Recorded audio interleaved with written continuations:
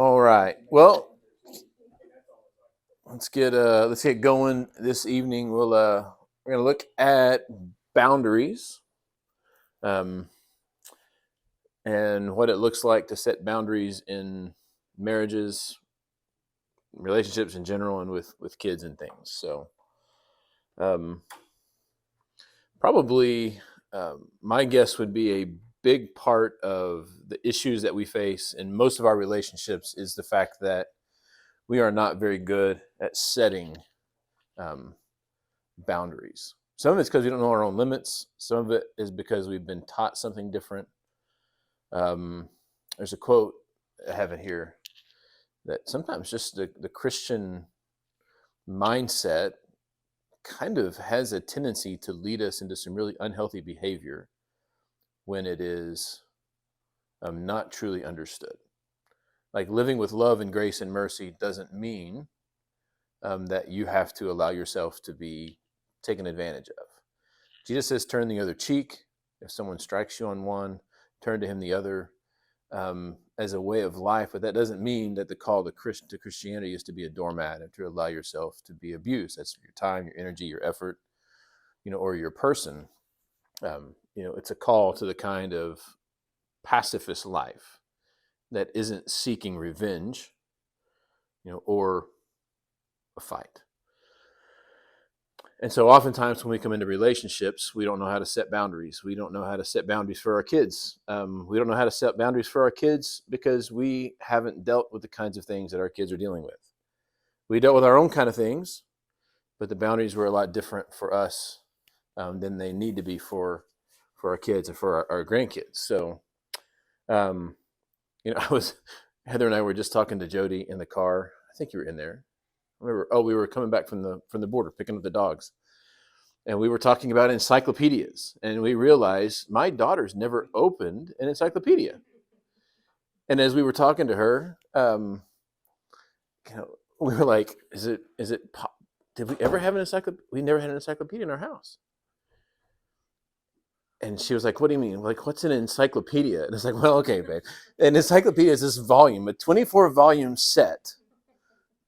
It's kind of like Wikipedia, except you can trust what you find in Encyclopedia Britannica. You need to verify anything you find on Wikipedia.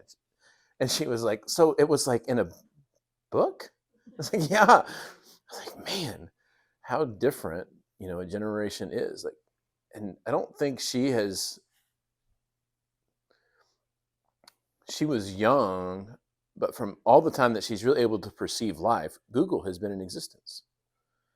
Now, that doesn't mean that we didn't have ways of getting into trouble growing up. What it did mean is the world didn't know when we got into trouble. And we were also talking, and I said, look, if social media or cell phones or video or things had existed when I was a kid, I would have been in a lot more trouble because me and my friends did some things that we probably should not have done. The difference is nobody was there to record it or post it somewhere globally. And it's hard to know how do you set boundaries for your kids, your grandkids, and even in your relationships when things like technology are so new. We don't know what it's like to grow up with those kinds of things in our hand, in our life, and as influences.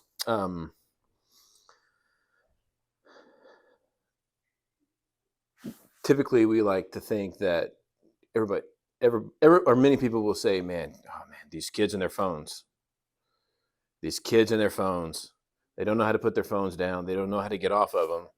But it's not just kids, right? Like, how many adults do you see who are just as bad about being on the phones as their kids are, and sometimes worse? Because a lot of times kids have learned how to manage it, and as adults we haven't. They came to us in a different phase of life, and the addiction to all of the things that transpire in the brain. Like, it is so crazy that a game like Candy Crush can be so addictive. And apps like even the reels on Instagram or TikTok, I mean, they're 30 seconds. How long can it take to watch a couple 30-second videos? Not very long, But you know how many you can watch before you realize, like, something will happen, and it was like, whoa, has it really been 30 minutes? I mean, just like that, it seems time just gets away. And they're created in such a way that it capitalizes on those kinds of behaviors. And so we have to learn how to set boundaries. We have to put those boundaries into every aspect of our relationships. It affects our work, it affects our marriages, it affects the way we raise kids, it affects your friendships, it affects the way that you interact and engage with extended family.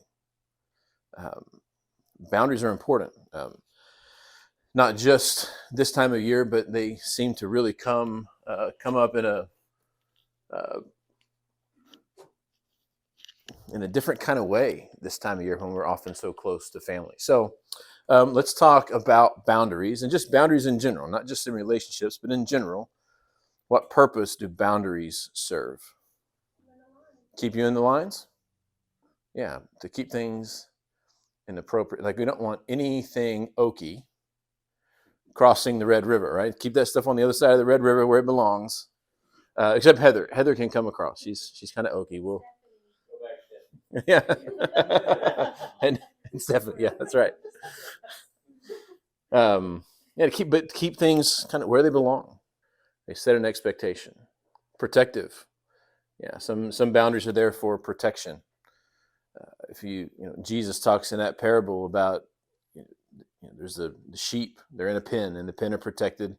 The one place where it's vulnerable is the gate. And he says, look, the shepherd will come through the gate.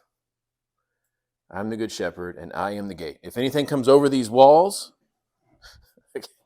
these walls are there for your protection, but if anything violates these walls, that's not the way the shepherd's going to come. And those things are built there for their protection. So how are boundaries, the different ways that boundaries are established? Yeah, there needs to come to some kind of agreement, right? So sometimes they happen naturally, right? Anyone know the eastern border of Texas? The Sabine River, until it gets to, I don't know. We just went there because we went and saw the last remaining international boundary marker in the United States, which is over there in the Republic of Texas. And it's kind of over by Logansport, Louisiana. And it's so the Sabine River follows it up there, and then it goes straight up that latitude line. But it's kind of a naturally occurring marker. In the north, it's the Red River. There's these weird things that kind of get in my social media feed, and one of them is this guy that does maps change how you see the world, and like he talks about the panhandle of Oklahoma and why that's not considered part of Texas. And it happened because somebody drawing a map just said, hey, let's just use this parallel, and somebody else on the other one border said, hey, let's use this other naturally occurring line. And then there was this little sliver of land, and Oklahoma basically said, yeah, we'll take it. And it probably didn't go down exactly like that, but in my memory, that's the way it occurs. But a lot of times it's these naturally occurring things. And in our lives, sometimes we have a habit of just running past those naturally occurring things. And when you think about the kind of boundaries that we have to set in our own lives, there are some naturally occurring things that we have to pay attention to. Stress, anxiety, tension, discomfort. And we have to ask ourselves when we come up there, am I anxious for a good reason, or am I anxious because I'm anticipating something, or am I anxious for not a good reason at all? And sometimes those boundaries or those emotions give us something that we have to push past. There are sometimes limits that we need to stretch.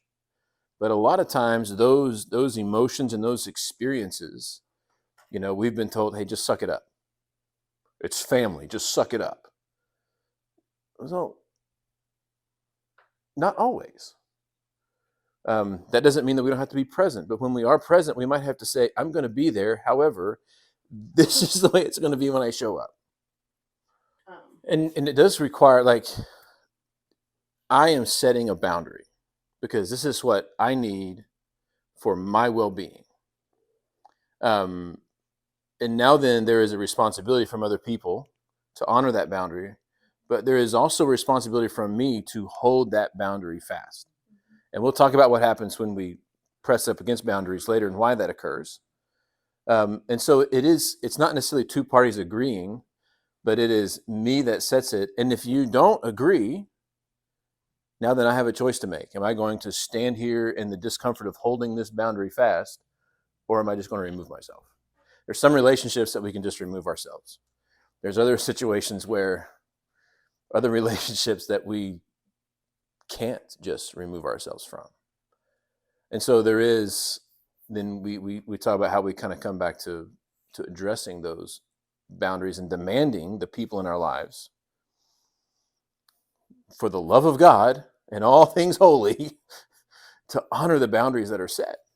Um, and it takes a long time sometimes, because we've often developed a habit of drawing lines in the sand and somebody crossing it and going, okay, new line. That we have to really hold fast to the things that we have recognized as those kinds of issues. So as parents, trust your instincts. Trust your instincts around kids that aren't your own. Trust your instincts around kids that are your own. I would, and it was probably Jody more than it was any that really pressed boundaries for us, until later. And then once we got her all sorted out, then our youngest started really pressing boundaries. But, she would ask questions like, "Don't you trust me?" And I would say, "Absolutely not. I don't. I don't trust you, and I don't trust the people that you're with, um, because you're kids. And I know you're 18 years old, but you're kids. And I've been where you are, and I know the pressure, I know the temptation, and I know that your ability to make decisions, while better than most, is still not good." Um, and as they got older, we gave them a little more trust and a little more responsibility. Um, but there were always boundaries that they knew. And it's been interesting as they've all gotten older to kind of come back and say, "Man, I hated that when we were at home. But man, that was really good. And I'm really glad that you did that and made us do those kind of things." Um, if we look at it's Bible class, right? So let's look at what the Bible says and the examples that we have. John chapter 2, while he was in Jerusalem during the Passover festival, this is Jesus, many believed in his name when they saw the signs he was doing. Jesus, however, would not entrust himself to them, since he knew them all. All right, so here is Jesus recognizing that there is a time and a place to completely turn himself over to people. This was not the time for him to entrust himself to the people around him. He knew them, he was there, he served them, but he also knew what was best. Matthew 14, after dismissing the crowds, he went up on the mountain by himself to pray. And well into the night, he was there alone. And we see this many times in Jesus' life, that there is a time to be among people, and there is a time for him to say, "Look, go. I need some space. I need to go pray. I need to go be with my Father." Proverbs 25, seldom set foot in your neighbor's house, otherwise he'll get sick of you and hate you. What's the cliche, right? Fish and visitors smell after 3 days, right? Um, we just recognize that there is abuses and things that come with our time. In James chapter 5, talking about what it is that we say, and it should mean something. Above all, do not swear either by heaven or by earth or with any other oath, but let your yes mean yes and your no mean no, so that you won't fall under judgment. And that is a pattern that we have to establish with people around us. There's another, I don't remember what platform it's on, but she does kind of coaching on how to manage work responsibilities. And it's always like she pretends like she's getting a call from her boss, and it's like, hey, would you do this for me? And she's like, yes, I will. Tomorrow. I'm leaving in 10 minutes and I don't have time to do it today, but I'll do it tomorrow. And it's like, well, I need that done tonight. And it's like, okay, well, how much overtime do I get paid for doing this? It's like, well, none. It's like, well, then you have my time at 8 a.m. tomorrow. My time here at work is done in 10 minutes. So I'll work on it for the next 10 minutes, but I promise you it won't be completed until tomorrow. And I'll begin working on it as soon as I get here at 8. Said, well, that's just not, you're up for promotion pretty soon, aren't you? He says, yes, I am. It's like, well, if you want that promotion, then you need to help me with this job. She goes, actually, according to our HR manual, that is not appropriate way of, but because how many times do people abuse or try to force us to push past things that we've said for their own benefit, for their own good?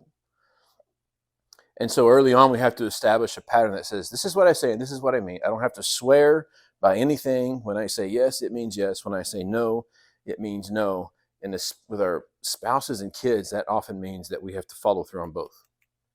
And sometimes following through on a yes is just as hard as following through on a no. Yeah, bud, I'll take you fishing. Something comes up, something comes up, something comes up. But you said, like, I can't count how many times my kid said, but you said. I'm like, they'll hold you accountable. Kids will hold you accountable for what you said. Why, particularly children, but I think it's true in adults as well. But let's talk about kids for a while. Why do kids test boundaries? They're seeking safety. How does testing boundaries determine or exhibit safety?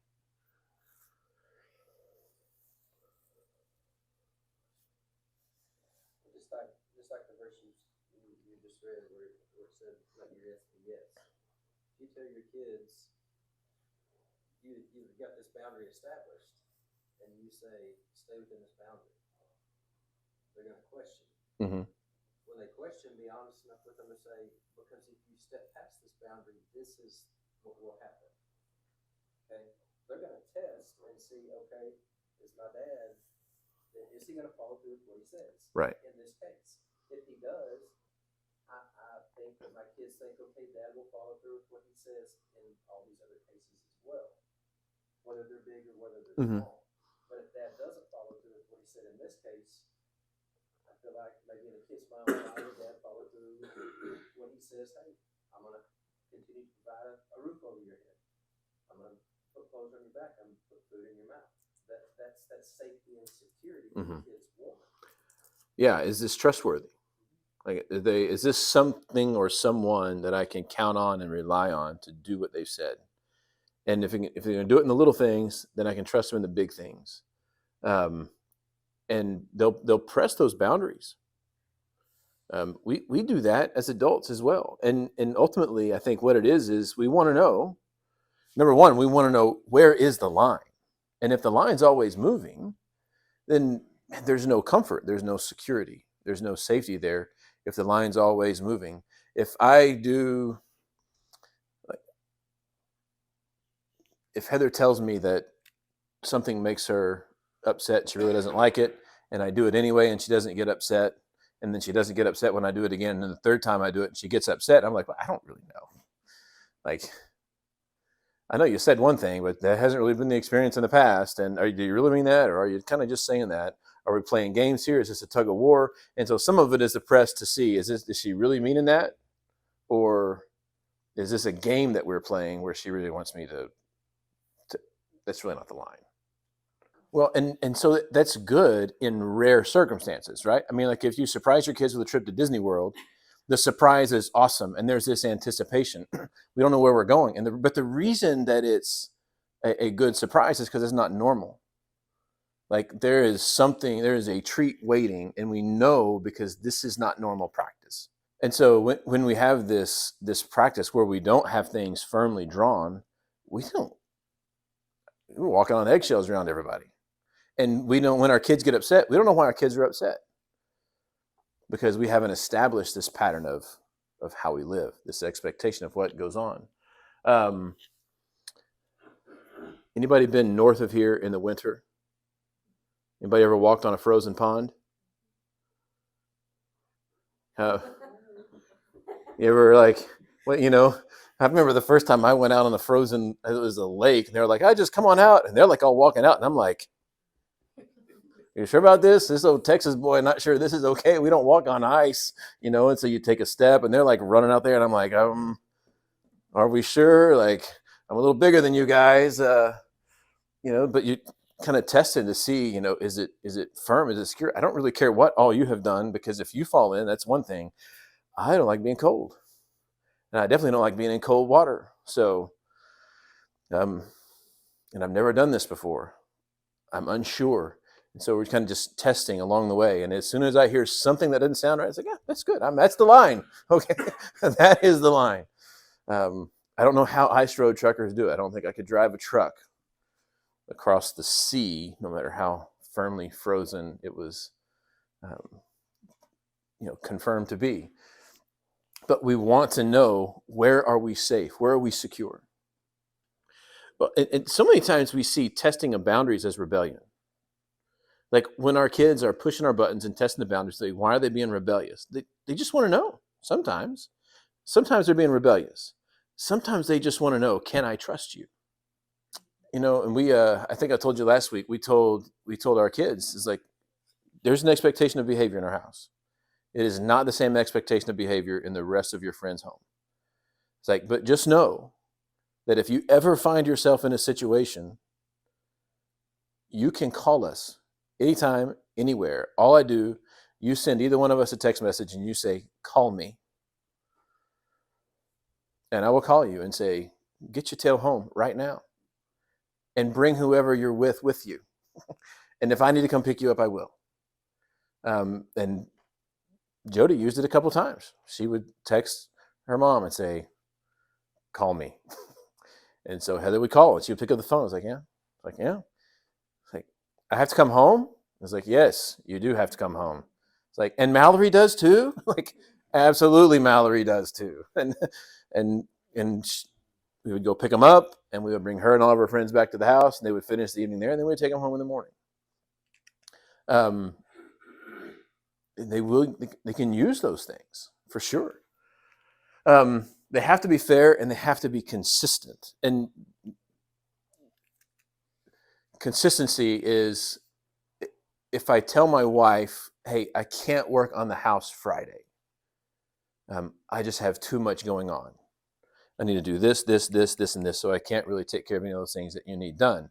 And then Aaron calls me up and says, hey, you want to go play disc golf Friday morning? And I go, yeah, I can do that. It's like, whoa. I thought you had this, and this going on. All of a sudden that boundary that's drawn that gets changed, now then is a point of contention. Because now then I haven't just eliminated a boundary. I have set a level of importance over what I want to do, over what needs to be done to make my wife feel secure in her home. And those are the messages that I'm sending. And so those have to be consistent. What time is it? Okay. Yeah, it's just fast. I kind of was like, whew, man. I had when I was working in the car business, all of our golf tournaments were always on Sunday morning, and they teed off at 10 a.m. My partner, he knew we were Christians. He knew we went to church. And he said, are you playing golf with us Sunday morning? And I said, I can't, Rob. I said, if you teed off at noon, I could be there. I said, but we don't tee off at noon. We tee off at 10. So I can't be there. He goes, well, we can't tee off at noon because everybody would be drunk for the third hole. And I was like, well, we're going to tee off at 10. So everybody's going to be drunk by the sixth hole. It's not that big of a difference. And he said, one time, it was one year, he said, Joshua, you don't really think you'd go to hell for missing church once, do you? I said, no, I don't think I'd go to hell for missing church. I said, not even for golf. He said, why don't you come play with us? And I said, well, here's the deal. Like every Sunday morning, I get my kids out of bed and they say, I'm tired. Do we have to go to church? And they liked church. They liked going to Bible class. They liked what we did. We had a good time. But every Sunday morning, it was a drag getting out of bed. Sometimes, for some reason, Sunday morning just seems earlier than every other morning of the week. And they would say, do we have to? And I would say, no, we don't have to. But we're going because it's what we do. It's who we are. And we love being with our church family. And this is the practice that we are in, to go and to worship. And this is what we do on Sunday mornings. That took precedence over the baseball tournaments that they played in, over the gymnastics things that we went into. We were always at church on Sunday morning. And we forfeited a couple games because of that in a couple of baseball tournaments that we were in. But that was a precedence that we set. That was a boundary. So I told him, I said, I do that every Sunday morning. I said, if one Sunday morning I got up and went and played golf, Heather got the kids ready for church. And when they said, do we have to do this? And she said, no, we get to. And they said, where's Daddy? And they said, he's playing golf. That would undo all the things, all the work that we had done to establish that priority. It would just set that back. I mean, it wouldn't be the end of the world. We can get past it. That's just not the kind of work that I really want to do over again with our kids. And he said, well, I guess that makes sense. But I sure would like to play golf with you. I said, we can play golf anytime, just not on Sunday morning. And we did play golf a few times together, and we did a lot of stuff together. But that was one of those things that just, I don't want to say it's one of the few things. It's one of the things that we did well. And when I look back on it, I'm so glad that that boundary was consistent, and we kept it consistent across the board. If I set boundaries for my relationships in my home, those boundaries have to stay true for other relationships in my life as well. Otherwise, we're going to go back to pressing and testing against boundaries to ask, where's the real line? What are we really after? Saying no to good things to make time for great things. Anybody read the Screw Tape Letters? There is a chapter in that book that haunts me. And there is, if you don't know it, it's an uncle who is a demon. His name is Screw Tape, and he is training his nephew, Wormwood, to be a demon. And he's given the task to Wormwood to lead this godly man away from the way of the righteous one, I think is what he calls him, or something like that. He writes back and he goes, I can't get this guy. Like, he won't waver. His commitment to the Father above is so faithful that I can't even convince him to even think about the Father below. And he says, oh, you're tempting with the wrong things. He said, a man of faith will not be swayed by the great sins, murder, adultery, and those kind of things. He said, what do I do? And his uncle said, fill his life with good things, lest he forget about the prime thing. And I read that, and I know I was at a time in my life where we were so busy, and I was like, man, like with 3 kids, and I think at that time probably going back to school and all the things that were going on in our life, I was thinking, man, we are so busy, and we are busy with good things. But how often does Satan keep us busy and keep us occupied with things that are good so that we forget about the most important thing? And sometimes we have to say no to good things, and it's hard because we see it as an opportunity, but we have to let that opportunity pass so that we have the time and the energy and the space for the great things that are coming, or the other great things that we're doing, so that we have the energy to be present in those. And that can be a challenge as well. Why do we feel guilty when we establish boundaries? The difference in younger kids and older kids is older kids learn how to manipulate. But they've learned how to manipulate from the other adults around them. The only time I ever felt guilty setting boundaries for our children was when I set inconsistent or unfair boundaries. Even as teenagers, um, all the phones, everything electronic was charged in our bedroom. All our kids, they would come in at 10 o'clock at night. We had like a light in the living room and it would go off. And when the light went off, it was time to plug in the phones. And they would go in, there was a table, and they all plugged in their phones on a table in our bedroom. We didn't have Snapchat in our house either. Nope, none of the kids were allowed to have Snapchat. And it's like, look, there are 100 other ways to get in trouble. All I'm doing is eliminating the one that was specifically designed for secrecy and deception. I know you can be secretive, and I know that you can deceive, and you can do all these things on all these others, but this particular platform was specifically designed for deception, and it's just not going to be in my house. When you turn 18, it's up to you and you do what you want, but that's the boundary here. And I had seniors in high school. Dustin was enlisted in the United States Marine Corps. And when 10 o'clock hit, he would come into our bedroom and he would plug his phone in and he would say, "This is ridiculous." And I'd say, "You can think what you want and you can do what you want the day you leave our house. But until then, this is the rule."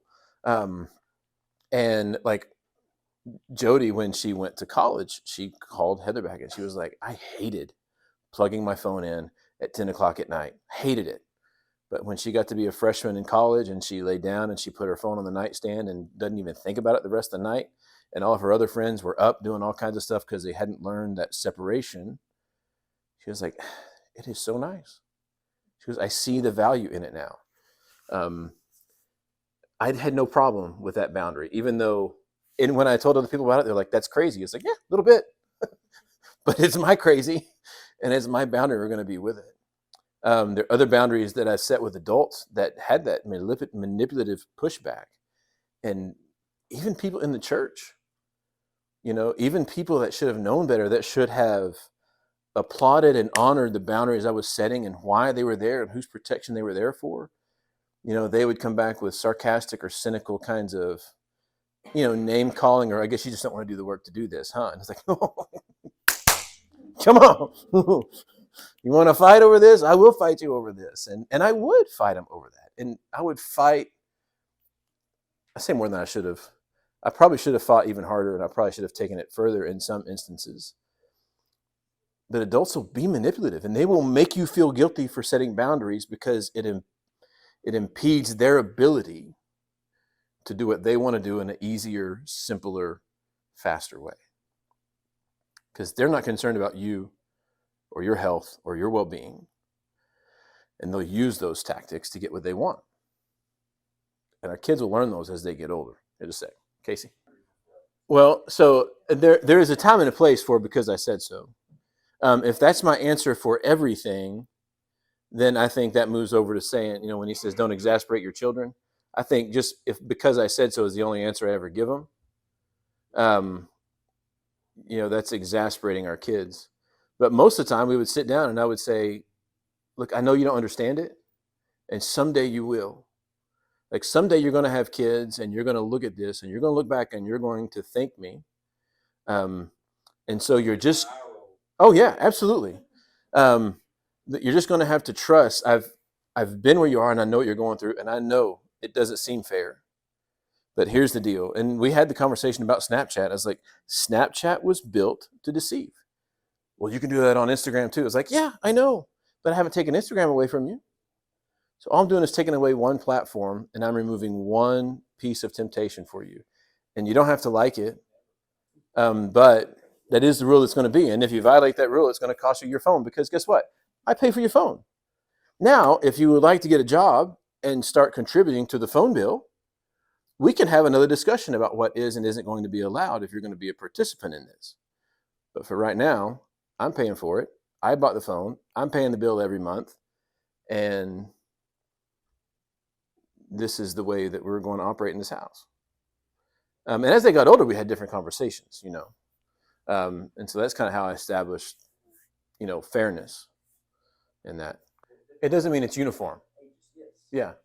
And there was a time when Jody lost hers because she tested our Snapchat limit, and she lost all her social media for 3 months till the end of the year. And when the end of the year was getting close, we asked her if she was ready to get her Instagram and stuff back, and she said, "Not really. It's been kind of nice not having it." And so sometimes they learn those things kind of the hard way, but they learn them.